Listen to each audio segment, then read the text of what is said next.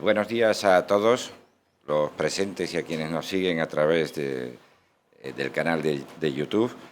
Iniciamos en este momento la segunda jornada de este curso de verano y particularmente vamos a entroncarnos ya en el segundo bloque del mismo, que bajo el título Viejos y nuevos retos para una Europa vertebrada aglutinará diferentes conferencias y una mesa redonda que tendremos a lo largo de la mañana y en esta tarde.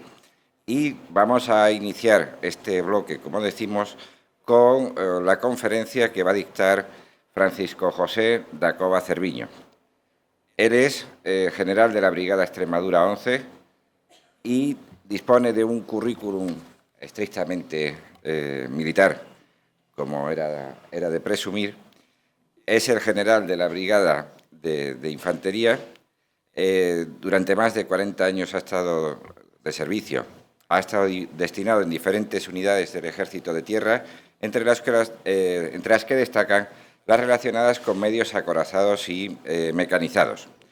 Diferentes destinos a lo largo de su carrera profesional completan una hoja de servicio extensísima y está en posesión, quiero destacarlo, de diferentes cursos de formación, entre los que podemos destacar los de Estado Mayor, el avanzado de Inteligencia Militar, Inteligencia del Eurocuerpo, Nature Defense College de Roma, el de Altos Estudios Internacionales de la SEI, y ha participado en diferentes misiones internacionales en Bosnia-Herzegovina, en Irak y Líbano, donde ha sido jefe de la Brigada Multinacional responsable del sector este en el año 2013. Pero yo quiero destacar fundamentalmente de él, primero, que es un gran entusiasta de este tipo de actividades. Hemos tenido ocasión de verlo en la Universidad de Extremadura con cierta frecuencia, menos de la que yo hubiera deseado, y fundamentalmente, ya lo apreciarán ustedes, que es un gran comunicador.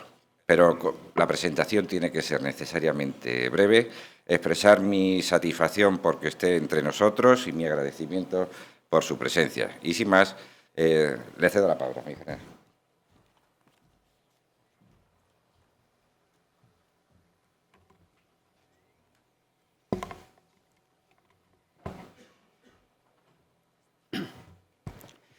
Bien, buenos días a todos. En primer lugar, Juanma, muchas gracias por la presentación, que además, como él apuntó, no es la primera ocasión en la que tengo el honor de ser presentado por el profesor Rodríguez Barrigón y, por lo tanto, de nuevo es una satisfacción. Muchas gracias y gracias, por supuesto, a la Fundación Academia de Yuste, Rosa, Juan Carlos, Miguel Ángel, a la Universidad de Extremadura.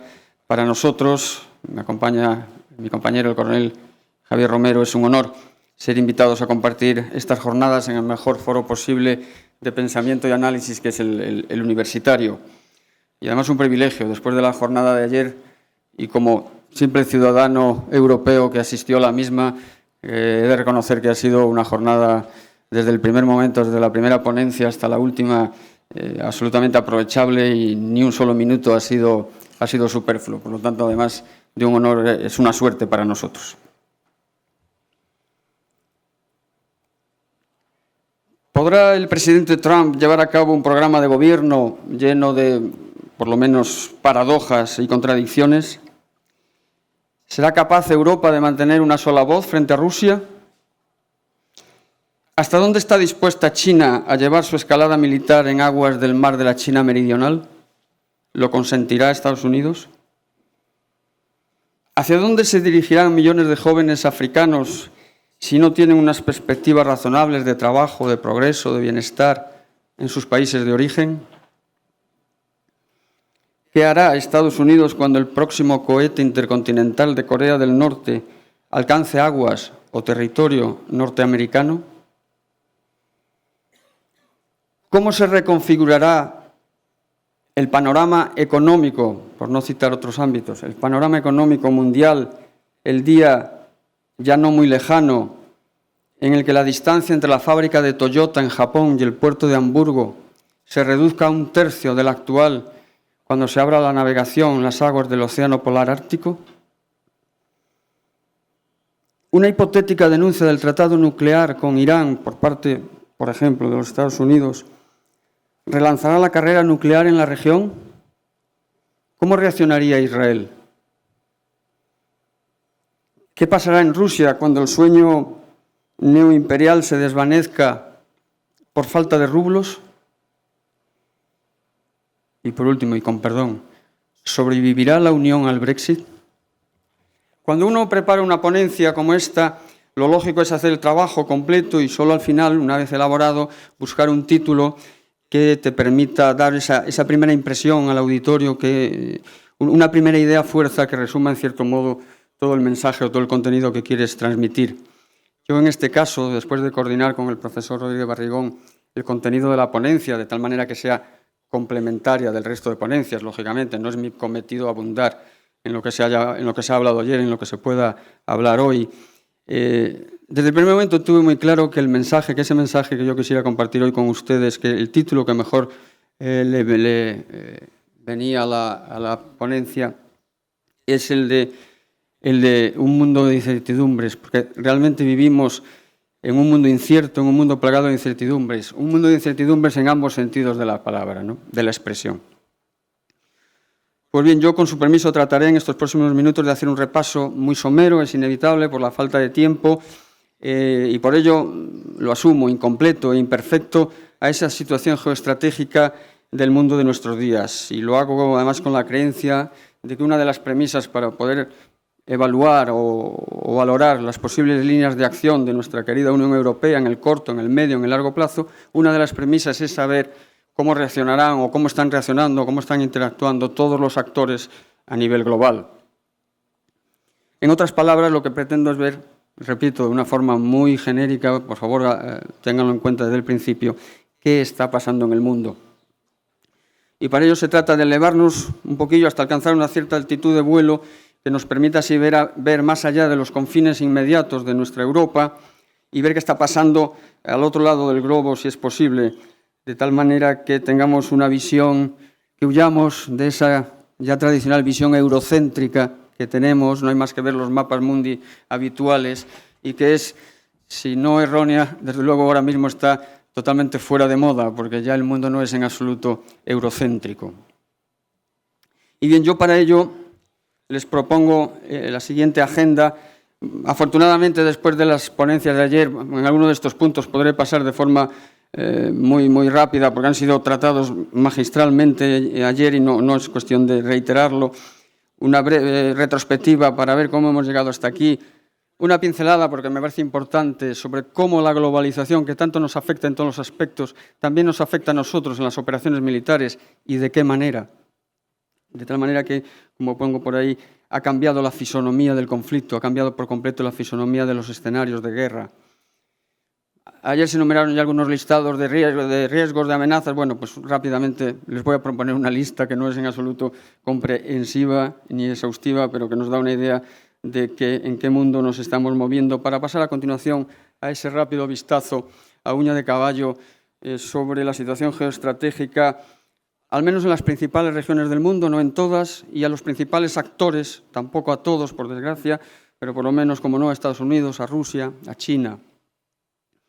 Unas palabras sobre Europa son, en este foro, felizmente inevitables, para finalizar, si les parece, con unas breves conclusiones y, por supuesto, espero que, aunque sea un poquito apurado, haya unos minutos de coloquio.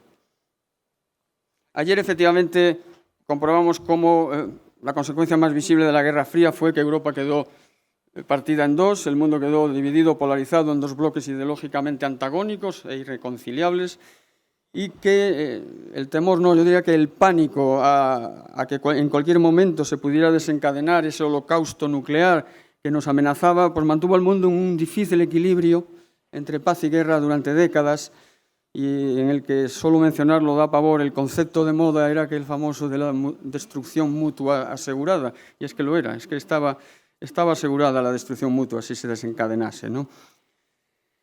Pero la entonces URSS, es decir, Rusia, una vez más, como ya le pasara a lo largo de la historia, pues con Pedro el Grande, con el zar Alejandro, en este caso con Stalin, ¿no?, una vez más perdió ese órdago de querer aprovechar una situación de ventaja inicial, la victoria frente a Suecia, la victoria inicial frente a Napoleón, de querer aprovechar una situación de ventaja inicial para consolidar un dominio más o menos extenso sobre toda Europa. Fracasó, el telón de acero se oxidó y el muro cayó. Con la implosión de la URSS se abría, entonces así lo creíamos, una ventana de oportunidad para poder abordar, intentarlo al menos, solucionar una serie de problemas globales o regionales que hasta entonces no habían podido disfrutar de la atención debida precisamente porque el mundo estaba absolutamente polarizado y concentrado en esa amenaza de autodestrucción de la que veníamos hablando. De tal manera que ese gélido panorama bipolar dio paso a una época en la que los Estados Unidos quedaron como única potencia y se consideraban además a sí mismos, al menos en aquel momento era así, hoy quizá sea cuestión de debate, se consideraban el paladín del libre comercio y de la democracia como la conocemos en Occidente, ¿no? Pero los Estados Unidos, en aquel momento ya potencia hegemónica, quizás cometió el error de minusvalorar la capacidad de resurgir de sus cenizas de una Rusia que en ese momento estaba humillada por ese colapso de la Unión Soviética, ¿no? Y como se mencionó ayer también en varias ocasiones, los Estados Unidos cambiaron el eje de sus intereses o el foco de sus atenciones hacia el Pacífico, porque efectivamente China estaba emergiendo y emerge como el nuevo gran rival, desde luego comercial y también poco a poco también militar. Claro, como consecuencia de este cambio de foco, lo que se produce es un vacío estratégico en regiones que hasta entonces tenían una fuerte presencia y liderazgo de los Estados Unidos, concretamente Europa y Oriente Medio, ¿no? Y las consecuencias de ese vacío dejado y llenado por otros actores son las que estamos viendo en estos momentos, pues precisamente en las dos regiones que acabo de mencionar, concretamente en Europa del Este y en Oriente Medio.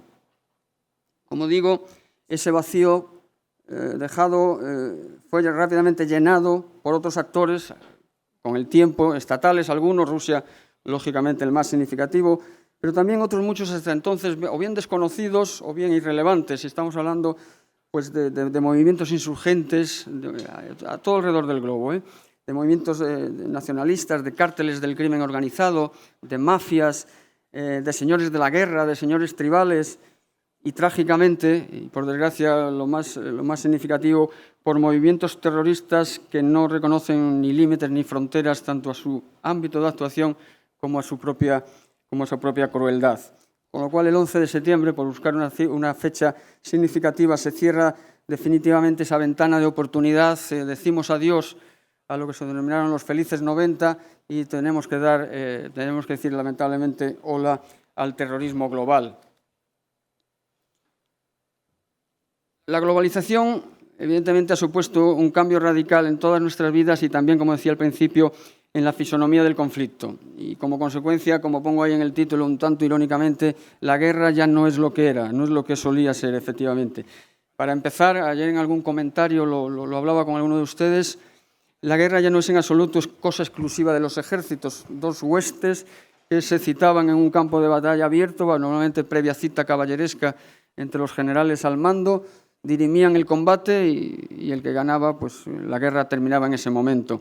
Ahora, en los escenarios en los que estamos todos presentes, y no solo nosotros, nos encontramos a las facciones enfrentadas, a las agencias internacionales, a medios diplomáticos, a intermediadores, a medios de comunicación, a líderes tribales, a líderes religiosos o políticos, a la Cruz Roja, a las ONGs, a las agencias de cooperación de los diferentes países y a veces incluso hasta estamos las fuerzas militares, ¿no? Y todo ello, y esto es lo más significativo, no como pasaba antes en campo abierto, sino que ahora esto suele ocurrir en medio de la población local, con lo cual tiene unas consecuencias tremendas que creo que en la jornada de hoy alguno de los ponentes nos va a ayudar a esclarecer, ¿no? Y el ejemplo más inmediato, no hace falta ni siquiera pasar muchas hojas hacia atrás, lo hemos visto esta misma semana en el telediario en la recuperación de Mosul, las tremendas consecuencias que tiene la guerra de hoy en día que se libra lamentablemente en estos escenarios totalmente imbuidos en medio de la población civil. En los escenarios en los que venimos interviniendo hoy en día nos enfrentamos simultáneamente a combates convencionales, o lo que se viene considerando tradicionalmente como tales, acciones de guerra irregular o guerra no convencional, y al mismo tiempo tenemos que lidiar, ¿qué le voy a decir yo?, con procesos de negociación entre las partes, liderarlos, convocarlos. Tenemos que separar o interponernos entre grupos beligerantes, adiestrar a las fuerzas regulares, como estamos haciendo ahora en Mali o en Irak, o prestar asistencia de todo tipo a la población local, si es necesario, ¿no? Y por si todo lo anterior no fuera suficientemente complejo, aparece un nuevo término que ya también ayer se citó en alguna ocasión, que es el de la guerra híbrida. La guerra híbrida es un paso más en ese enfrentamiento de las potencias, bien sean globales o regionales, mediante proxies, mediante las facciones o los movimientos beligerantes locales que están alineados con una u otra potencia y alentados por ellas, con lo que se viene a denominar la guerra por delegación. Y el ejemplo más evidente ahora mismo también vuelve a ser una vez más, por no citar otro, el Oriente Medio.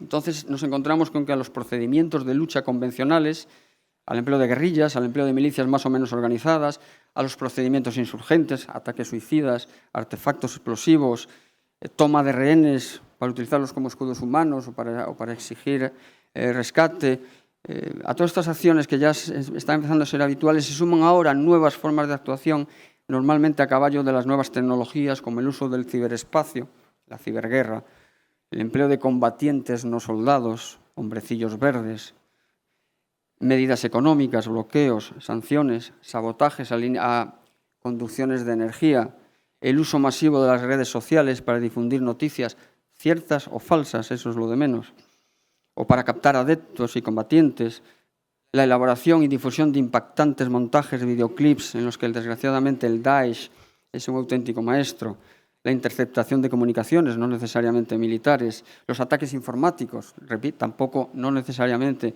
a las redes militares, sino, ¿por qué no?, a grandes corporaciones, a empresas, a servicios públicos, a la banca, a organismos.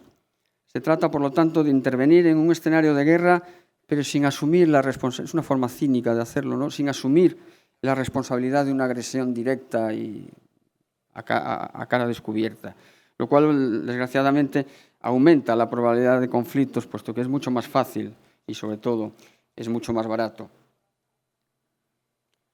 Toda esta complejidad en la forma en la que los seres humanos nos dedicamos con ahínco denodado a hacernos daño los unos a los otros se refleja, bueno, pues en esta relación de riesgos y amenazas que, repito una vez más, no pretende ser exhaustiva, sino simplemente dar una idea de a qué nos estamos enfrentando muchas veces, yo diría que casi siempre, sin ser conscientes de ello, ¿no? Y además todo ello de forma simultánea. Son, como pueden ver, riesgos y amenazas de carácter transnacional, es decir, no reconoce fronteras, es evidente, tiene repercusión en todos los ámbitos, en el ámbito social, en el ámbito económico, en las relaciones humanas, en lo político, y por lo tanto, dada esta complejidad, es muy importante considerar que la respuesta tiene que ser multilateral. Ningún país, ninguno, está en condiciones de afrontarlas de forma unilateral. Tiene que ser multidisciplinar, es decir, hay que recurrir a todos los elementos, a todas las herramientas a disposición de los estados de derecho y, por supuesto, no solamente ni mucho menos a la policial y a la militar, sino que hay otras muchas herramientas que hay que poner también en juego, la diplomática, la económica, la cultural, la educación, en fin, un montón de medidas que precisamente por sus efectos necesariamente a largo plazo en muchos casos hacen que esta lucha tenga que ser además sostenida en el tiempo, porque lamentablemente no hay atajos y no hay pócimas mágicas y por lo tanto tenemos que recurrir a un valor que últimamente se nos escapa de entre los dedos y no nos gusta nada, que es el de la paciencia. O sea, tenemos que considerar que la solución no va a ser inmediata. Y pasamos ya, por lo tanto, si les parece, a ese rápido vistazo al panorama geoestratégico. Yo me planteé en principio un dilema.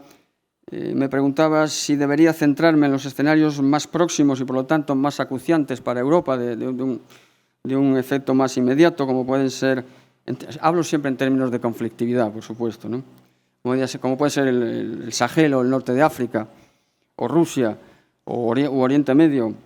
Pero claro, entonces me planteo, es que también hay más escenarios que nos influyen más de lo que podamos pensar. ¿Qué pasa con Turquía? Pero es que en absoluto es irrelevante para nosotros lo que está pasando en Asia-Pacífico, en absoluto, ni muchísimo menos, por no hablar de los Estados Unidos. Por lo tanto, y asumiendo, como decía al principio, la renuncia a profundizar en todos y cada uno de estos escenarios, he optado por este rápido vuelo, una cabalgada, si les parece, a uña de caballo, sobre este pequeño mundo global en el que vivimos ahora. Juego con ventaja. En la documentación que se les ha entregado del año pasado tienen la ponencia de mi buen amigo y compañero, el coronel Ignacio Fuentes Cobo, que ha optado por el otro enfoque, y él en esa ponencia trata en detalle, concretamente, el escenario de Rusia y el escenario de Oriente Medio. Yo les invito, ya que hoy no vamos probablemente a tener la ocasión de profundizar en ellos, lo tienen en el libro de resumen del año pasado, y creo que así nos complementamos de alguna manera. Y en todo caso, yo sé que hoy hay aquí ponentes, expertos también en esos escenarios de Rusia o del Sahel, que si alguna pregunta no soy yo capaz de responder, pues ellos lo harán, seguro, con mucho más conocimiento de causa que yo. Y también les invito a que naveguen, es muy, muy interesante, si les interesan estos temas, por la página web. Hay muchas, pero yo tengo que hablar de los míos, del Instituto Español de Estudios Estratégicos, donde encontrarán ustedes realmente documentos excepcionales, tanto de enfoque global como de enfoques sectoriales, y desde luego no solamente ni muchísimo menos de temática estrictamente militar, sino que tienen un enfoque totalmente multidisciplinar, y sinceramente es muy recomendable. Pues bien, lo que voy a tratar de identificar simplemente es los hotspots, los puntos calientes que puede haber en cada una de estas regiones, repito, por lo menos para mencionarlos y para identificarlos. Pues bien, abróchense los cinturones, si les parece, despegamos y vamos rápidamente a ver qué está pasando en el mundo. Creo que no arriesgo mucho si digo que lo que está pasando en los Estados Unidos, de la administración anterior a la actual, es un giro de 180 grados, que es precisamente lo que va de un político a un hombre de negocios, ¿no? A un comerciante. Parece ser, porque todo esto, las afirmaciones categóricas, en este caso me parecen excesivamente arriesgadas, ¿no? Parece ser que lo que está ocurriendo es que la actual administración norteamericana está rompiendo con casi 7 décadas de consenso entre los dos grandes partidos norteamericanos en lo que a la acción exterior de los Estados Unidos atañe, que era eso que mencionábamos antes, del liderazgo del libre comercio y de la expansión o de la extensión de la democracia en su concepto occidental.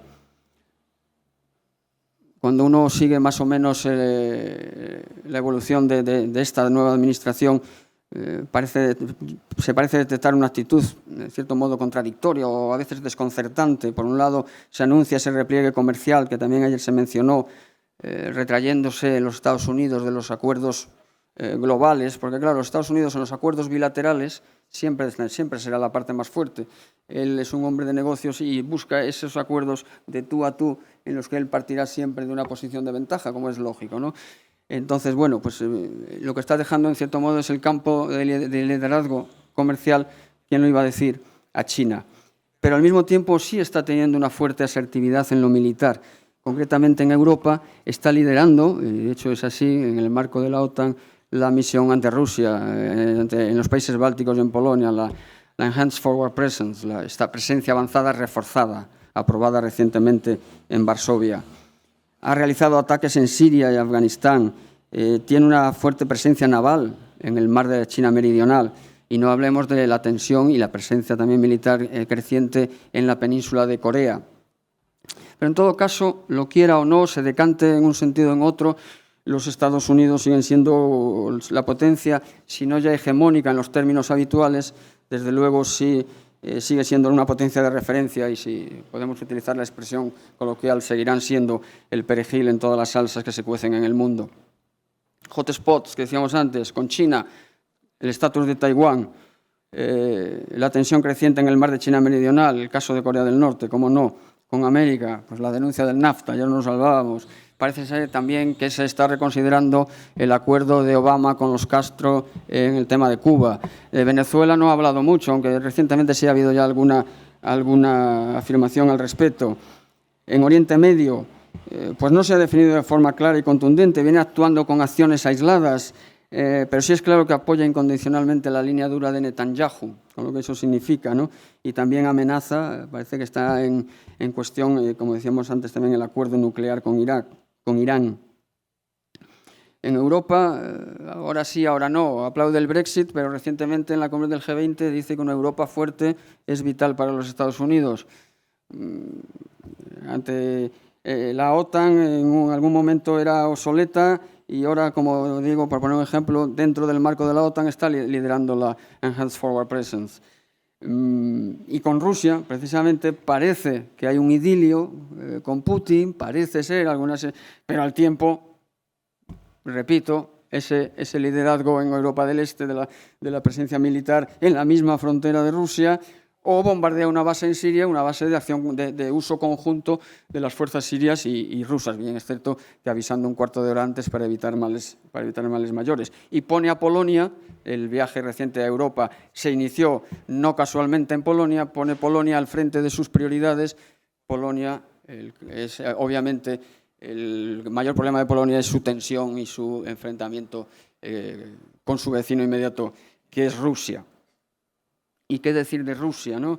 Pues ese colapso de la URSS del que hablábamos fue evidentemente un shock tremendo para el oso herido, ¿no? Rusia tradicionalmente ha tenido siempre conciencia de gran potencia y ahora lo que pretende, pues lógicamente, es recuperar ese estatus. Y claro, volver a sentarte en la mesa hay que hacerlo a codazos, no es fácil y causa tensiones. Rusia cuestiona, bueno, más bien rechaza la arquitectura de seguridad mundial, de ahí su proactividad, su mensaje de Russia is back, su órdago en Crimea, su tremenda implicación en Siria, mucho más allá probablemente de sus propias posibilidades, su presencia activa en el Mediterráneo, su intento de negociar en Libia entre los gobiernos que se disputan la legitimidad en ese país, su apoyo a Egipto, al Sisi, no lo olvidemos, la base de Tartus, lógicamente. Rusia, en todo caso, y somos europeos, es una amenaza geopolítica directa para Europa del Este, ya lo demostró en Ucrania, de ahí esta respuesta europea que estamos viviendo en nuestros días, en la que estamos participando muy activamente nosotros en primera persona, y es una amenaza además en términos de guerra híbrida. Podemos remontarnos a varios casos ya pasados, y hay algunos gobiernos en el este de Europa que están apoyados por una coalición, algunos de cuyos componentes, no diré yo que sean rusófilos, no me atrevo ni mucho menos, pero al menos son rusófonos, que es un primer paso, ¿no?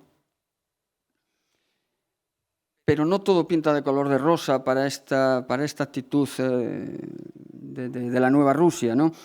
La popularidad de Putin es evidente, no se puede negar, pero también es evidente que hay una enorme abstención en las votaciones, en las elecciones en Rusia. Se calcula, a mí no me gustan cifras ni siglas porque nos confunden, pero bueno, para tener una idea de la magnitud, se habla de que algo más del 50% de la población rusa se abstuvo en las últimas elecciones generales, y lo que es más significativo y tal vez peor, en las dos grandes capitales, en Moscú y en San Petersburgo, esa abstención estuvo por encima del 70 o del 70 y tantos %. Es decir, las clases medias rusas no se sienten representadas. Creo que esta es una conclusión que podemos obtener. Y lo que pasa es que, claro, la oposición o está en la cárcel o está en el exilio, con lo cual, pues lógicamente, es difícil. El 15% de la población, de esos apenas 146 millones, digo apenas porque estamos hablando del país más extenso del mundo, 146 millones en Rusia, pues es casi nada, ¿no? Pero el 15% son musulmanes. De ahí la preocupación que tiene el país con el Daesh, ¿no? Y su implicación en la lucha, básicamente, contra el Daesh. Rusia está viviendo un auténtico invierno demográfico, eso es evidente. No hay crecimiento de la población en un país tan enorme, como decimos, y además eso supone un envejecimiento de la misma. Hay una tremenda recesión económica porque lamentablemente el precio del barril del petróleo hace ya mucho tiempo que no está en $100 y nada hace prever que vuelva a subir mucho más allá de los 40, 45 o 50 en los que viene fluctuando últimamente. Militarmente, su presupuesto de defensa es enorme para sus posibilidades. El Producto Interior Bruto de Rusia debe estar entre el de España y el de Italia, porque tengamos una referencia más o menos. Sin embargo, sus gastos son de 70.000 millones de dólares al año, lo cual es 10 o 12 veces lo que gastamos nosotros, ¿no? Y sin embargo, está muy lejos de los 150.000 que gasta China o de los 600.000 millones que gastan los Estados Unidos. Con lo cual es un esfuerzo titánico y probablemente con pocas perspectivas de éxito, ¿no? Y a esto se añade además el coste de una intervención en Siria que se está prolongando ya pues bastante y que no se puede mantener indefinidamente. Por lo tanto, quizá algún día, no muy tarde, tenga que llegar Rusia a la conclusión de que necesita unas buenas relaciones con Europa, nosotros también las necesitamos con ellos, lógicamente, y con los Estados Unidos, básicamente, ¿no? Hay que abandonar, es una opinión personal, esos sueños neoimperiales, porque simplemente no los puede financiar. Y ha de volver a una realpolitik, y cuanto antes lo haga, mejor para todos y sobre todo mejor para el pueblo ruso.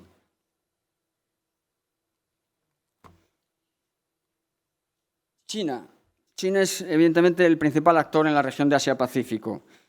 Se está efectuando, como venimos ya comentando desde ayer, ese intercambio de roles con los Estados Unidos en el ámbito del comercio mundial, y si los Estados Unidos dan un paso atrás, pues China, gobernada en régimen de partido único y por el Partido Comunista, pues asumirá con mucho gusto ese liderazgo, lo cual es una curiosa paradoja, ¿no?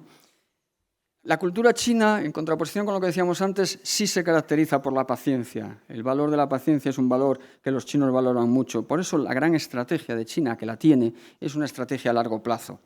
Se basa en un crecimiento sostenible, crecimiento económico, por lo tanto, crecimiento de su clase media, su expansión económica al exterior, un mercado global, el fortalecimiento de su divisa como divisa también global y un incremento gradual, 150.000 millones no está nada mal, sostenido de sus gastos de defensa y, por lo tanto, incremento de sus capacidades militares, pero a medio plazo. China, en el corto plazo, no se plantea ningún órdago, salvo que sea imprescindible, luego hablaremos de ello, de tipo militar.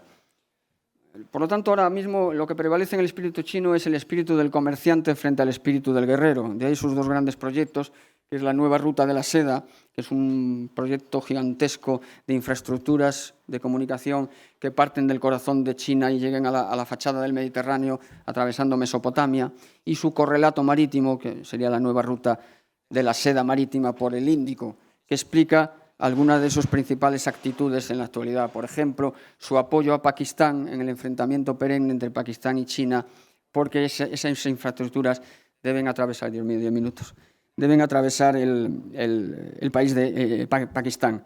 Y en cuanto al control del mar de China Meridional, por el que no casualmente pasa el 50% del comercio naval, marítimo mundial, lo está ejerciendo pues reclamando la soberanía sobre las Spratly y las Paracelso, haciendo recrecer artificialmente pequeños brotes de coral, creando islas artificiales que le permitan con posterioridad reclamar la jurisdicción sobre esas aguas meridionales.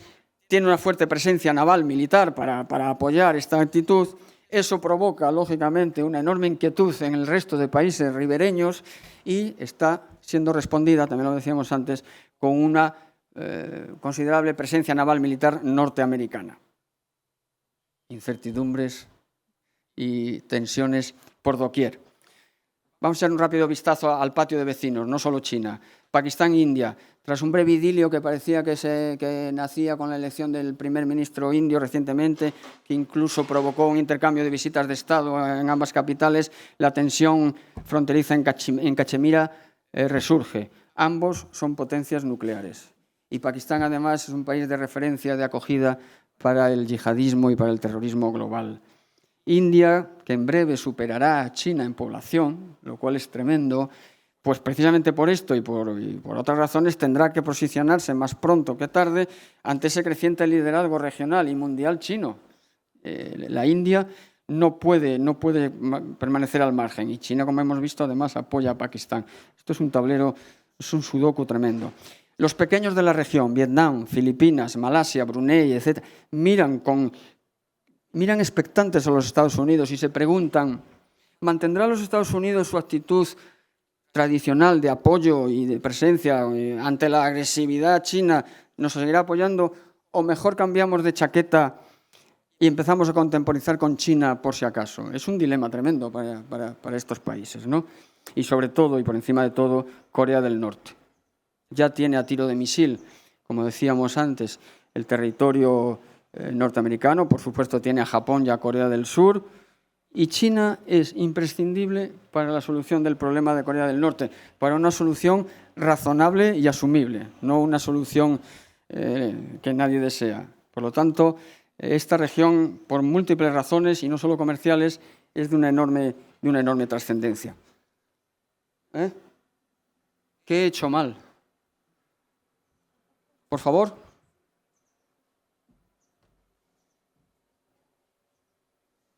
Las meigas. El Sahel.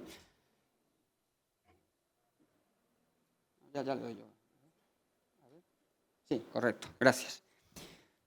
África y, por lo tanto, el Sahel es el continente más empobrecido del mundo, eso es obvio, y ello a pesar de contar con innumerables cantidades de recursos naturales cuya sola enumeración pues ya impresiona, ¿no?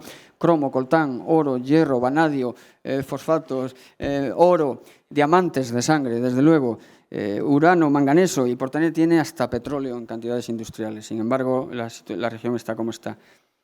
El Sahel, en concreto, está plenamente afectado por el cambio climático, pues se tratan de economías de subsistencia basadas en el pastoreo y en la agricultura, y por lo tanto la carencia de agua pues es determinante. En el Sahel se desarrollan en estos momentos simultáneamente más de 100 conflictos armados. Conocemos los más importantes, los que nos ofrecen los medios de comunicación: República Centroafricana, Congo, Nigeria, Somalia, Sudán del Sur, Mali, pero hay muchos más. La corrupción, evidentemente, impera y se manifiesta además en forma de criminalidad organizada, yo diría de criminalidad perfectamente organizada, y además con una tremenda connivencia con los movimientos yihadistas, que en muchos casos se confunden y son el mismo movimiento yihadista, es un cártel criminal que trafica con todo tipo de sustancias, de mercancías ilícitas, además con drogas, con armas de fuego y, lamentablemente, y lo peor de todo, con personas. La explosión demográfica arroja datos tremendos. Hoy hay 150 millones de habitantes, de los cuales el 75% es menor de 35 años, pero en 25 años se duplicará y, por lo tanto, una sencillísima regla de 3 nos dice que dentro de 25 años el 50% de la población será menor de 25 años, porque habrá nacido en los próximos 25 años. La miseria, esas perspectivas demográficas, el yihadismo, la inseguridad, no dejan a esta población más que dos alternativas tremendas: o unirse a la yihad o coger rumbo norte y buscar las costas del Mediterráneo. Aunque geográficamente no forme parte del Sahel, creo que hablar de Libia no necesito más que decir que estas mafias precisamente y estos movimientos han hecho de Libia, como vemos cada día en los telediarios, la puerta de entrada a Europa. El escenario de Oriente Medio, por si todo lo que hemos dicho hasta ahora fuera poco, el escenario de Oriente Medio es sin lugar a dudas el más complejo de cuantos podemos analizar, ¿no? Allí se desarrollan simultáneamente numerosos conflictos, todos ellos superpuestos a la vez, como digo, y lo que ha ocurrido es que la primavera árabe de 2011 rompió el statu quo que había reinado durante las décadas anteriores, se abrió la caja de Pandora y desde entonces el mundo árabe en general y la cuenca del Mediterráneo sur es la región que está viviendo más profundamente un cambio y lamentablemente lo está haciendo de forma dramática, ¿no? Mediante el conflicto, mediante la guerra. Podemos identificar muchos factores, permítame simplemente citar algunos que, repito, no son ni los únicos ni tal vez ni siquiera los más importantes. Por un lado, la debilidad estructural de los estados, son teocracias, son élites familiares que no gobiernan para el pueblo ni mucho menos con el pueblo, lo cual provoca impotencia en la población, descontento, represión, primavera árabe, más represión, más descontento, guerra abierta, que es a lo que hemos llegado. La rivalidad entre las potencias regionales, Israel, Egipto, Arabia Saudí, Irán y ahora Turquía, también de una forma muy clara. El cisma permanente del Islam entre suníes y chiitas, es una lucha a muerte por el liderazgo. En el bando suní, entre Arabia Saudí y ahora Turquía, en el bando chií está claro que es de Irán, entre ellos hay un conflicto, como digo, permanente, y al final la guerra de Siria, la guerra de Irak y la guerra de Yemen no son, entre otras muchas cosas, sino guerras entre chiitas y suníes. Consecuencia de lo anterior, hay una tremenda atomización de facciones combatientes en todos los escenarios. Algunos estudios dicen que en Siria combaten más de 200 milicias de distinta entidad, además de los grandes actores enfrentados. Algunos son incluso de ámbito municipal, se arman para defender el barrio en el que viven o una determinada minoría religiosa o cultural. La incógnita Trump, no hace falta elaborar sobre ella. ¿Hacia dónde camina Erdogan?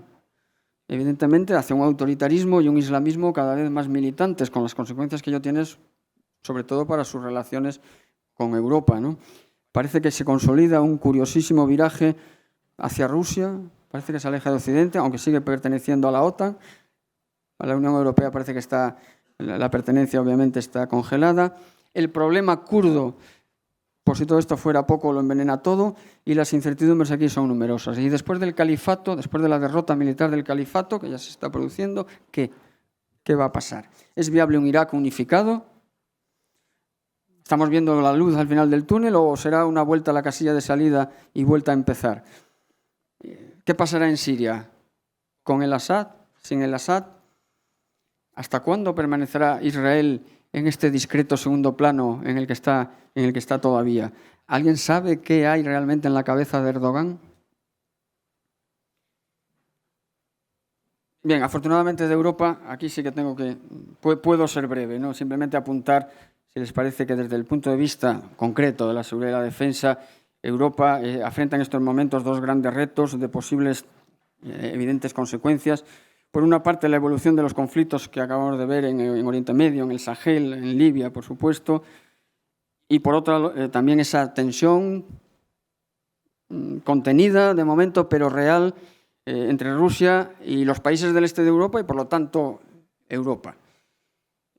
Tras las exigencias de Trump, parece inevitable que los europeos tenemos que asumir más compromiso financiero, lo cual, entre otras cosas, es complejo con nuestra propia defensa. La salida del Reino Unido, se mencionó ayer, no va a ser en absoluto irrelevante, puesto que el ejército del Reino Unido ahora mismo es el primer ejército de la Unión Europea.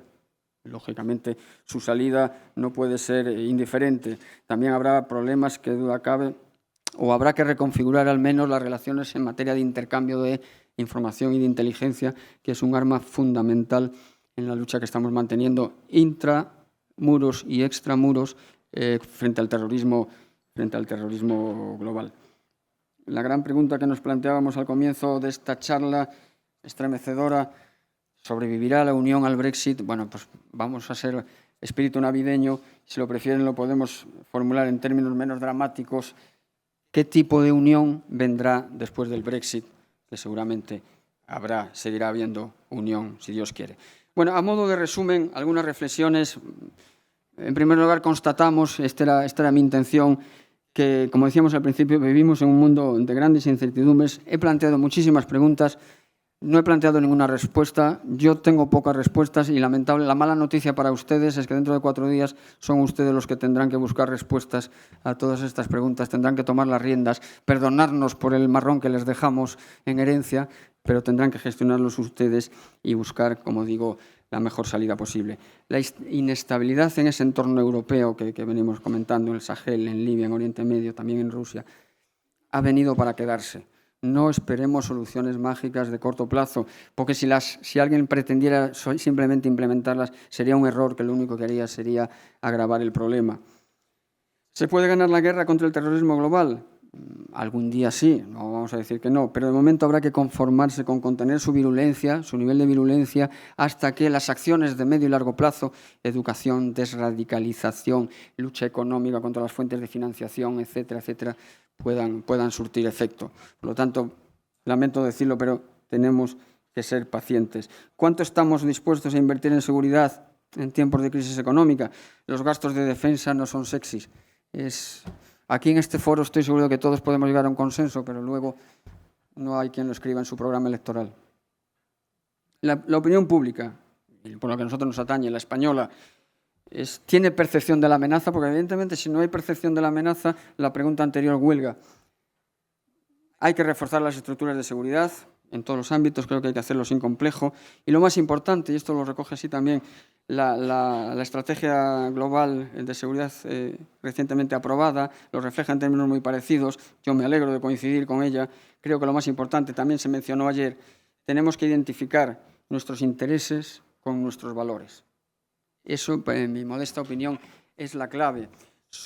Queremos seguir siendo, con todos nuestros problemas y con todas nuestras limitaciones, queremos seguir siendo un reducto de libertad, de igualdad, de derechos humanos, de progreso, de bienestar, de legítimas aspiraciones a un mundo mejor, a que todos seamos iguales. Recuerdo la intervención airada ayer de Reggie. Muy bien. Pues eso, yo creo que ese es el principal mensaje. Si tenemos claro esto, pues seremos capaces de afrontar los sacrificios que sean necesarios. Acabo. Esa foto que ven ahí es la foto de un compañero nuestro, Miguel de Cervantes Saavedra.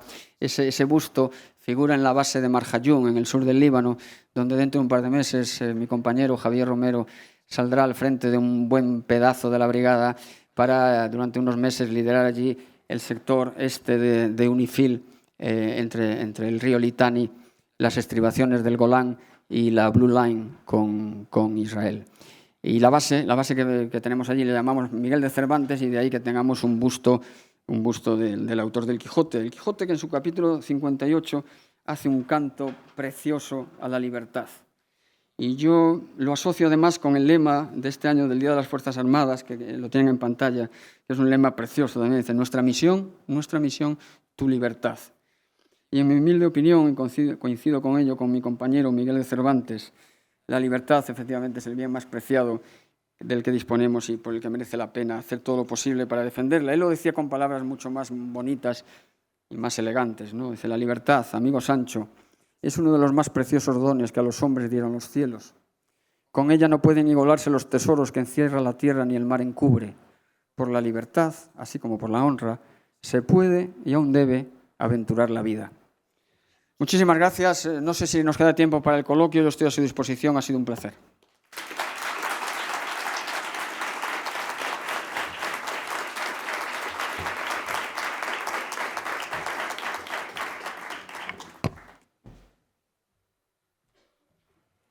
Muchas gracias, general.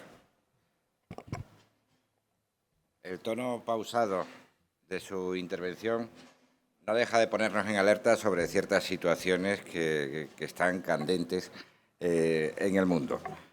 Vamos a abrir un tiempo de debate. Lo habitual es que el ponente lance una primera pregunta, pero como veo ya algunas manos levantadas, creo que son ustedes los que tienen que intervenir. Así que, por favor, ¿alguna intervención más previsible? Bien.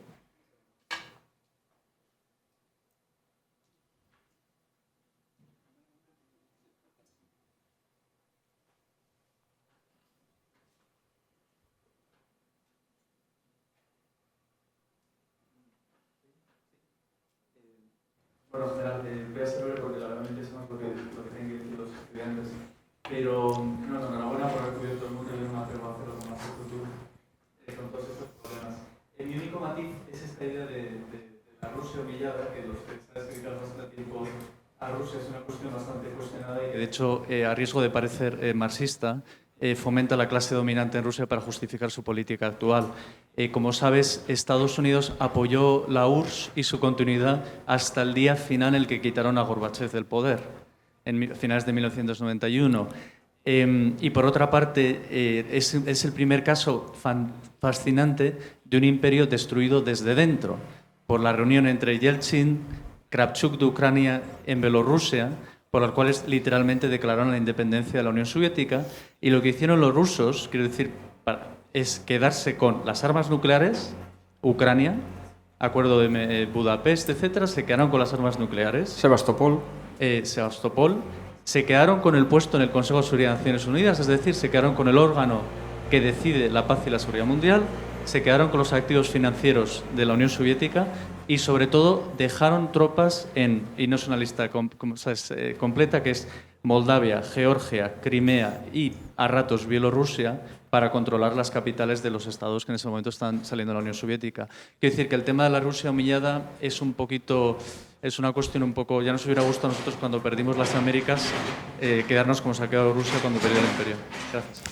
Te agradezco el matiz porque, de hecho, espero que haya más. Evidentemente tú conoces el tema mucho mejor, ¿no? De todas formas, independientemente de que en el momento de la implosión fuera como tú mencionas, yo creo que una vez ya consolidado eso, una vez que la CEI pues, ha tenido el recorrido que ha tenido, probablemente sí hay, o al menos efectivamente tienes tu razón en que se está utilizando el argumento de la humillación de Rusia. Lo que está claro es que por las razones que sean, la asertividad ahora que hay en el país, ese Russia is back, es evidente, ¿no? Pero tomo muy buena nota de tu puntualización porque vamos, me parece absolutamente sumadora. Gracias. Yo quería plantearle al general una pregunta muy breve, ¿no? Desde su punto de vista... No, se oye. ¿Se oye? Sí. Ahora, sí. Simplemente cuestionarle, bueno, preguntarle cómo ve la percepción de las amenazas del riesgo desde el punto de vista del Ministerio de Defensa en España, ¿no? Y cómo, digamos, hacer llegar esa visión de esas amenazas a la población, ¿no? Es decir, desde la labor, desde el propio Ministerio de Defensa, ¿no? Tanto a nivel español como a nivel europeo, cómo hacer llegar a la ciudadanía pues esas amenazas, ¿no? Que usted enumeraba y citaba, ¿no? Claro.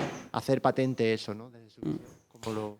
Muchas gracias. Es difícil, porque de hecho una de las líneas maestras de acción del Ministerio de Defensa, y creo que aquí hay ponentes que han trabajado en algún organismo directivo del Ministerio de Defensa, creo que ayer había aquí alguien, no sé si Marian, efectivamente, y quizá pudieran responder a esa pregunta mucho mejor. Lo que sí tenemos claro, detectamos, es que ese problema existe. Nuestra sociedad, la sociedad española en concreto, no tiene esa percepción de la amenaza y por lo tanto tiene un apoyo que valoramos y agradecemos, quizá de un componente romántico, emocional hacia las Fuerzas Armadas. Nosotros estamos encantados, pero a nosotros nos gustaría reivindicar un apoyo más, no sé si llamarlo así, un apoyo más maduro, un apoyo más consciente de que somos una herramienta más del Estado, no la herramienta, sino una herramienta más del Estado, y además tenemos unas características muy concretas. Las Fuerzas Armadas, vosotros, el poder político, como debe ser, decide el empleo de una determinada herramienta, en nuestro caso las Fuerzas Armadas, porque se busca una determinada capacidad. Si de lo que se trata es de hacer reconstrucción en un escenario de guerra, se manda a las agencias o a las entidades que están en condiciones de hacer reconstrucción. Nosotros lo hacemos, bueno, pues lo hacemos y lo hacemos encantados. Si hay que enseñar el español, pues nosotros lo enseñamos, ¿no? Estamos encantados de hacerlo, pero para eso está el Instituto Cervantes. Si recurrimos a las Fuerzas Armadas es porque necesitamos nuestro hecho diferencial, que es la capacidad de combate. Sé que no es una palabra cómoda y que no es una palabra de moda, pero es que es así. Nosotros existimos y nuestra misión diaria es prepararnos para el combate. Y cuando vamos a los escenarios, sea bajo la bandera, esta brigada suya que tienen aquí a 100 y pico kilómetros, en este ciclo bienal de 2 años, que es lo que dura nuestro ciclo de disponibilidad, habremos estado hace un año en Mali bajo bandera de la Unión Europea. En estos momentos estamos en Letonia, esta brigada, bajo bandera OTAN. Y dentro de unos días iremos al Líbano, como digo, bajo bandera de Naciones Unidas.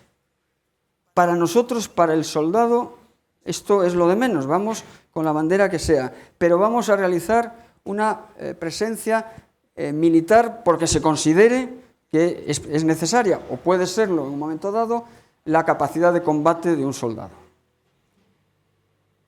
Ayer se hablaba también, el embajador hablaba de la diferencia entre las misiones militares, misiones operativas, o no se llamaba ejecutivas, no ejecutivas, mencionaba Mali, donde efectivamente estamos haciendo una operación de apoyo al ejército legítimo de formación. Hace un año, como digo, estaba nuestra brigada allí. En un momento dado, lo recuerdo perfectamente porque era durante la Semana Santa, yo estaba en un evento acompañando al alcalde de Badajoz, suena el teléfono, el lunes santo del año pasado, un pelotón de mi brigada estaba combatiendo, porque había sido atacado, tuvo que responder y hubo fallecidos, afortunadamente solo en un bando. Luego, en la misión más, no sé cómo llamarla, menos demandante aparentemente, para el soldado que va, es siempre su tercera guerra mundial. ¿De acuerdo? Entonces, volviendo a tu pregunta, el objetivo sería que la sociedad fuera consciente de eso, ¿no? Por lo tanto, estamos luchando poco a poco contra esa idea de operaciones de paz. Somos gente tan maja que solo vamos en operaciones de paz. Sí, somos majos, créanme, mucho. Pero el desembarco de Normandía fue una operación de paz. En tanto en cuanto busca la paz, o busca bien mantenerla, o bien restablecerla. El día que consigamos, y en eso ustedes, el ámbito universitario, por supuesto, jugará un papel fundamental, el día que consigamos que la sociedad tenga esta percepción realista de lo que es nuestra misión y nuestra aportación al esfuerzo global del Estado, como una herramienta más en manos del Estado, pues habremos conseguido ese objetivo. Lo veo un tanto lejano todavía, lamentablemente. Bien, ¿alguna pregunta? Intente usted ser conciso. Yo también, Juanma.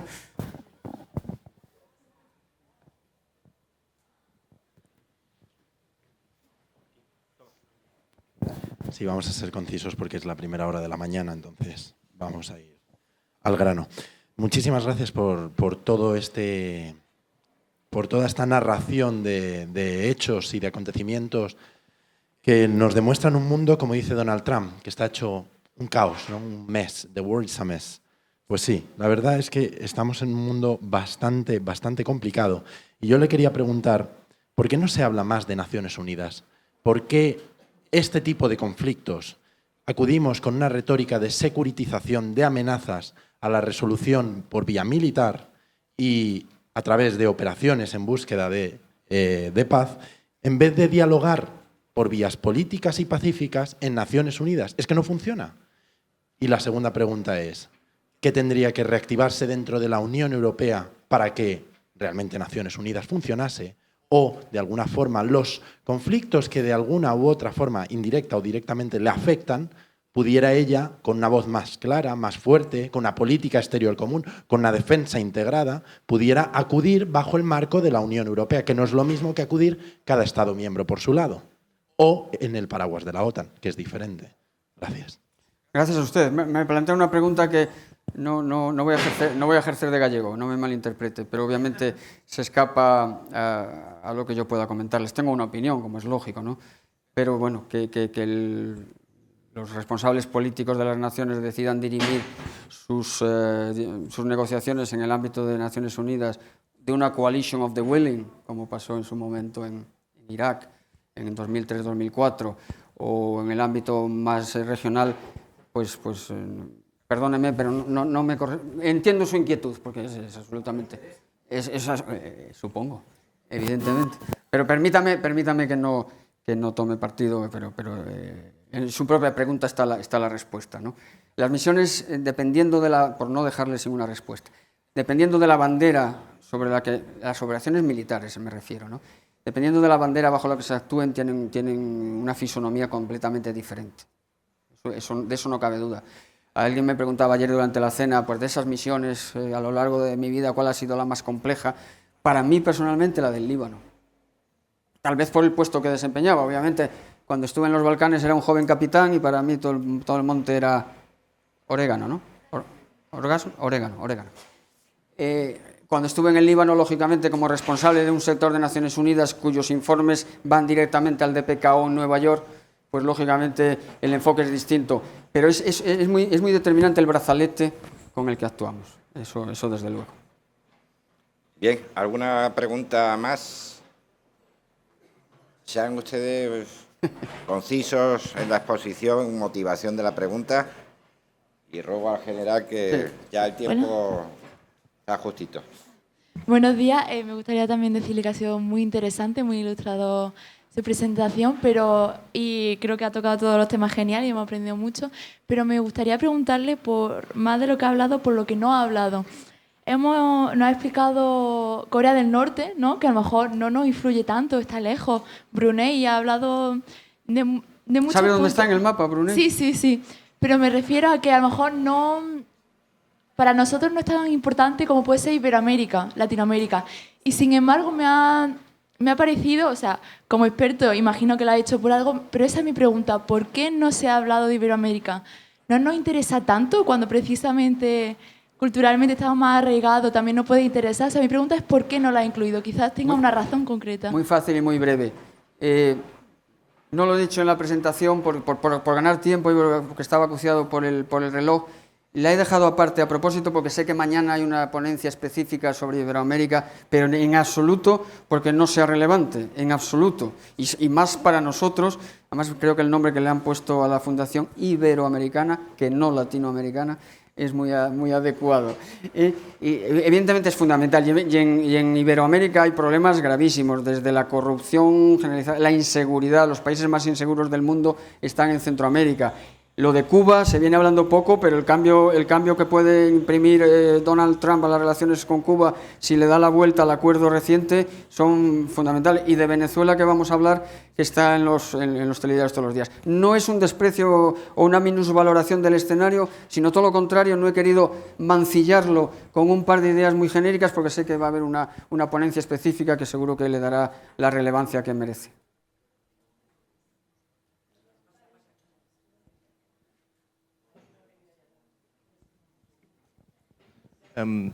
Sí, buenos días, general. Muchas gracias de nuevo por su intervención. Yo le quería preguntar sobre la guerra híbrida, que para mí es un concepto muy interesante, esa conjunción de medios convencionales, no convencionales, uso de ciberespacio, etcétera. Sobre todo sobre el uso activo que le está dando Rusia en su política exterior, en todos los frentes. Tenemos por un lado la supuesta intervención en las elecciones de Estados Unidos, ahora mismo bajo investigación de la vía judicial allá. Pero aquí en Europa también nos toca, por ejemplo, hay una clara inversión del Kremlin en medios europeos rusófilos. Hay también, no sé, recuerdo que fue en las elecciones de Países Bajos donde se recontó a mano, por miedo a un ciberataque ruso, la financiación de partidos euroescépticos, etc. ¿Cómo puede encarar Europa esta utilización de la guerra híbrida mediante valores, contrarretórica? Gracias. ¿Ya está? Sí, siguiente pregunta, por favor. Sí, por supuesto. Tiene usted toda la razón. Primero da gusto este foro donde hay este nivel de conocimiento de la situación, es un placer, ¿no? Efectivamente, el concepto de la guerra híbrida es un concepto teórico. Al final, el ser humano necesitamos estructurar las cosas de una manera que nuestro cerebro limitado las pueda aprehender, ¿no? Y entonces, la guerra híbrida. Se está estudiando en los Estados Unidos, en medios universitarios. Los rusos son muy proactivos en la definición y en el desarrollo del concepto, pero al final es lo que usted ha mencionado y lo que hemos mencionado durante la exposición. Es una mezcolanza de todos los medios posibles para el enfrentamiento. No ha mencionado usted la entrevista de Marine Le Pen con don Vladimiro. O sea que, efectivamente, ¿cómo está reaccionando Europa? Bueno, pues fuera del ámbito militar, pues quizá haya quien pueda responderlo mejor que yo, ¿no? En el ámbito militar, sin duda, una reacción inmediata ha sido transformar la presencia avanzada, la forward presence, en enhanced forward presence. Quizá era un movimiento arriesgado que no todo el mundo se esperaba. Yo, de hecho, cuando me alertaron hace ya un añito de que se estaba cociendo esto y de que el primer contingente... Yo no sé si está la pantalla puesta ahí. ¿Podéis poner la pantalla otra vez de la presentación, por favor? Cuando me alertaron de que el primer contingente lo enviaríamos precisamente nosotros, yo era muy escéptico. Empezamos a trabajar, como es lógico, porque eso que ven ahí no se organiza de un día para otro. Empezamos a formar y a hacer todos los preparativos, conocimiento del país, de la idiosincrasia, de la cultura, lo que hacemos siempre cuando vamos a un escenario nuevo o no. Pero yo no tenía muy claro que se acabara sustanciando, porque es una apuesta osada y valiente de Europa, Occidente, OTAN, como le queramos llamar, frente a esa asertividad rusa. Esto en el plano militar. En los demás planos, pues evidentemente habrá que jugar con las mismas armas. Es muy difícil. Cuando se estaba produciendo este despliegue, recientemente, cuando el contingente alemán estaba desplegando en Lituania, al mismo tiempo que nosotros en Letonia, circuló por las redes un vídeo en el que se veía cómo unos soldados alemanes malísimos abusaban y violaban a una pobre niña lituana, cosa que no ocurrió, ¿no? Esas son las nuevas reglas del juego y a esas son las que hay que responder. Bien, una última pregunta. Siempre tendremos penúltima pregunta. General, en el momento... Soy Alejandro, el realizador. ¿Tú también vas a preguntar? Sí. En el momento... Con permiso. En el momento en el que se destangibiliza la guerra, cuando hablamos de la guerra cibernética y somos atacados, ¿cómo se reacciona, cómo se reparte el juego de la defensa?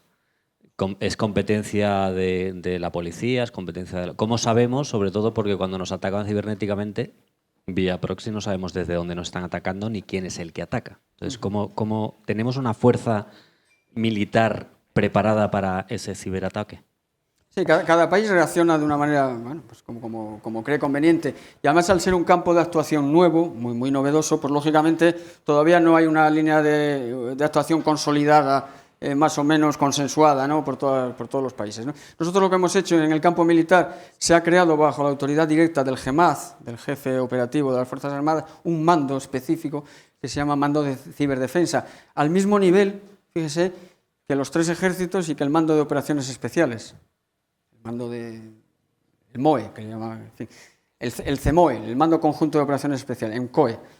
Y a nivel civil, hace poco vi yo en un reportaje, en un periódico, un dominical, un centro que creo que está ubicado en León, creo recordar, que es la respuesta de civil, por decirlo de alguna manera, a esta amenaza. Pero en algún momento, ahí no quiero tirarme a la piscina y hablar sin conocimiento profundo, pero en algún momento estos 2 esfuerzos tienen que coincidir, porque la unicidad de mando es fundamental en todo tipo de actividades militares o no.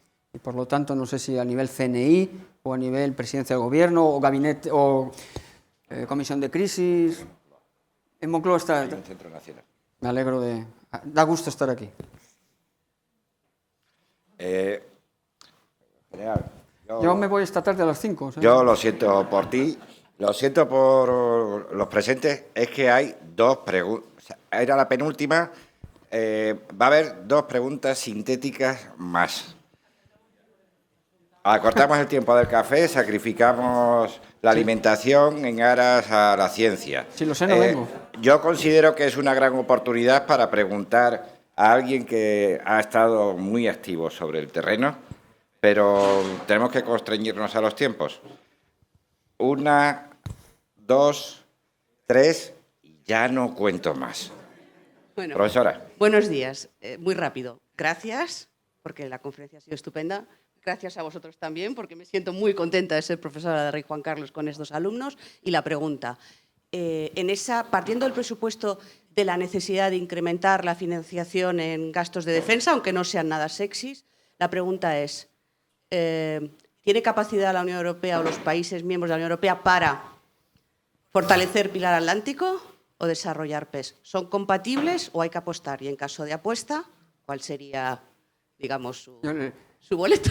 Paso palabra, Pilar. No, vamos a ver, evidentemente hay capacidad de incrementar, creo yo, que capacidad de incrementar los gastos. Tampoco el esfuerzo sería tan tremendo. O sea, los ejércitos europeos no somos el ejército americano, ni mucho menos, pero tampoco somos de segunda división. O sea, estoy muy orgulloso de lo que he podido mandar a Letonia en cuanto se me ha ordenado. O sea que ese carro de combate... Les voy a contar una anécdota, perdón, pero lo tengo que contar. Cuando hicimos hace unos meses en Botua, en la base nuestra, la presentación del contingente antes de su proyección, vinieron los medios de prensa locales y nacionales, nos hicieron allí un reportajillo, una entrevista y tal, y en una de las preguntas que me hicieron yo mencioné que ese carro de combate, el Leopardo en concreto, es la plataforma tecnológicamente más compleja y avanzada de cuantas circulan por territorio nacional, tanto en términos de hardware, lo que es el vehículo en sí, como de software. O sea, la estabilización de tiro que tiene este vehículo es un reto tecnológico para mí inabarcable desde el punto de vista científico, ¿no? Hice esta afirmación, entre otras muchas. En la televisión rusa, ayer lo hablaba con Borja, reprodujeron ese corte subtitulado en el que se decía que el carro de combate Leopardo es...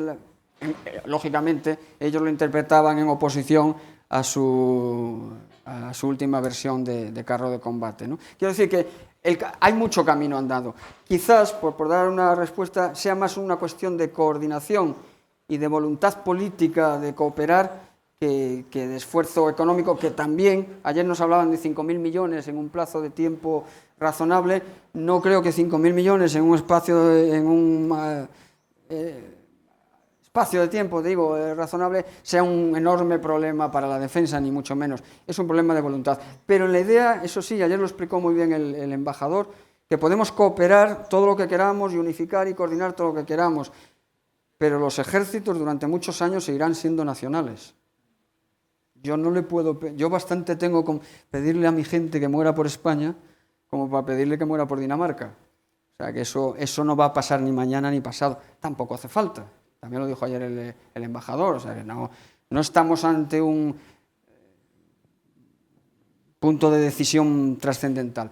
Respondiendo a tu pregunta, yo creo que si hay voluntad política, ese fondo que se ha aprobado, bien, ya es un paso, está aprobado. El problema es que falta un pequeño detalle, hay que dotarlo. Pero bueno, esperemos que sí. Muy bien, gracias. Jonás. Sí, bueno, nada, pues unirme a los agradecimientos y una pregunta muy rápida. En las últimas semanas ha surgido un nuevo foco de inestabilidad en Oriente Medio, que es Qatar. En fin, si uno intenta seguir las noticias periodísticas, pero es verdad que desde fuera uno tiene poca información. Tenemos un nuevo rey, un nuevo sultán en Arabia Saudí, muy joven, con ganas de tener presencia. Y bueno, ¿no? Detrás de Qatar, pues Irán, ¿no? Está ahí y mientras tanto Trump, ¿no? Revisando el acuerdo con Irán y volviendo a establecer relaciones privilegiadas con Arabia Saudí, ¿no? Y Qatar ahí en el centro con ese bloqueo. ¿Vamos a tener alguna sorpresa en el mes de agosto? En fin. Hombre, obviamente no te voy a responder, porque tendría que decirte sí o no, y no estoy en condiciones de... Pero efectivamente, la cuestión de Qatar era un tema que estaba ahí larvado. Yo, en la brevísima foco sobre Oriente Medio, dije que lo que había ahí es una conjunción de conflictos diversos, de diversa naturaleza, religiosos, políticos, económicos. ¿Por qué tiene tanto interés Irán en apoyar a el Assad mediante Hezbollah? Imagínense ustedes un creciente chií que una Irán a través de Irak con Siria y con el Líbano la fachada mediterránea. Ya no necesita Irán, ahora que le han levantado las sanciones, recorrerse medio mundo y pasar por el canal de Suez o por el Cabo de Buena Esperanza, que es todavía peor, para vender su recién liberado petróleo, ¿no? Entonces, el tema de Qatar estaba ahí latente. Al Jazeera siempre fue un grano en la región, pero a mí también me sorprendió que haya surgido de esta manera tan sorpresiva y tan virulenta, ¿no? Se conjugan también, hay factores nuevos. Al-Sisi es una persona que tradicionalmente, bueno, y de hecho lo ha demostrado porque ha dado un golpe de Estado contra un gobierno de los hermanos musulmanes, contra el gobierno de Mursi, ¿no? Entonces, ese enfrentamiento, ese nuevo enfrentado a Qatar quizás ha descompensado la balanza, pero es muy difícil de comprender lo que pasa ahí, porque los Estados Unidos parece que le dieron el visto bueno a Arabia para que reactivara el problema, pero la principal base norteamericana en la región está en Qatar. Y es que Turquía, que en otros ámbitos está coordinándose pues con Egipto o con otros países, es que Turquía tiene una presencia militar tremenda en Qatar que está incrementando poco a poco ahora, ¿no? Son ciertas las acusaciones de que Qatar, país suní, tiene connivencias con el líder del chiismo, que es Irán. Pues eso es un juego de tronos que es mejor no meterse en ellos, ¿no? Pero al final el problema es que Qatar siempre ha sido el hijo díscolo de la comunidad suní en las barbas, en la puerta principal de Arabia Saudí. Y el cambio de liderazgo con el nombramiento, como acabas de mencionar, con el cambio de nombramiento de heredero en Arabia Saudí del hermano al hijo, o del sobrino, que no, en fin, perdón, me confundo, del anterior heredero al nuevo heredero, que es de esta nueva línea, que es el que está patrocinando la visión 2030 para una Arabia postpetróleo, pues quizá todo eso haya supuesto un movimiento en el saco de los ratones que ha vuelto a poner esto sobre la mesa. Yo no creo que vaya más por lo que decíamos antes, acabo ya, Juanma, porque la principal base norteamericana es que está en Qatar, y entonces romper la baraja, echar un órdago y, bueno, vale, o un envido, pero romper la baraja cuando tienes tu principal base de operaciones en Qatar no me parece inteligente por parte de Estados Unidos, y por lo tanto no creo que ocurra. Y lo mismo digo de Turquía, que tiene mucho gusto en tener una base en Qatar, porque tiene una base frente a su otro gran enemigo, que es Irán. Es complejo. Complejillo. Muy bien. Última pregunta. Soy Lola Huete, del País. En la conferencia de seguridad de Múnich comentaron una frase que me pareció muy interesante, que era que hay muchos militares que están en terreno, en relación con el Sahel me refiero, hay muchos militares que están en terreno que están muy por delante de los políticos a la hora de plantear soluciones. Y a mí me consta que es así porque lo he visto directamente en terreno en Mali, en Nigeria, en Níger, Sudán, etc. Desde su punto de vista, ¿qué se debe hacer? No desde el plano militar, porque usted también es un hombre curtido, ha estado en muchos lugares. ¿Qué se debe hacer desde el punto de vista de desarrollo para cambiar la situación del Sahel? Sí, la respuesta es muy sencilla de enunciar. Otra cosa es implementarla.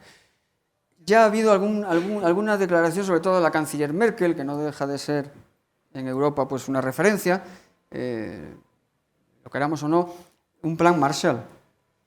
Un plan Marshall, que además hay estudios que dicen que no tendría por qué ser ni mucho menos tan costoso o tan gigantesco como fue el original, ¿no? La situación es muy distinta. Como decía durante la exposición, son economías de subsistencia de carácter agrario que hay que reforzar y hay que apoyar, pero que no se trata de industrializar la región como se quiso reindustrializar la cuenca del Ruhr, ¿no? O sea, que es factible. Y ya se están oyendo voces en ese terreno. Yo creo que es evidente que la solución tiene que venir por ese camino, porque si no, si yo tengo 23 años y nada que hacer, pues me agarro la mochila y camino, que ya llegaré a Libia. Muy bien. Muchas gracias, general. Sois unos... Ha sido un placer.